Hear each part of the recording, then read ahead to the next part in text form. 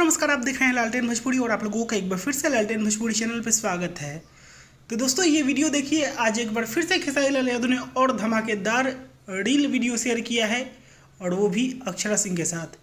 और दोस्तों ये वीडियो आप लोगों ने देखा, ये गाना आज ही रिलीज हुआ है और इतना ज़्यादा ज़बरदस्त गाना है और ये गाना तो पक्का रील पे छा जाएगा एकदम से। अभी खेसारी लाल यादव ने शेयर किया है, आप देखिएगा एकदम धड़ाके से इस गाने पे बनने वाले हैं बहुत सारे रील्स। और दोस्तों गाना भी बहुत ज़बरदस्त है। आजा रील पे देखा हो तनी आपन चीनी मिल बोला टेस्ट करबा कि वेस्ट करबा। और दोस्तों इस गाने पे खेसारी लाल यादव और अक्षरा सिंह ने इस रील को बनाया है, आप लोग देख सकते हैं अपने मोबाइल की स्क्रीन के ऊपर, बहुत ही ज़बरदस्त है।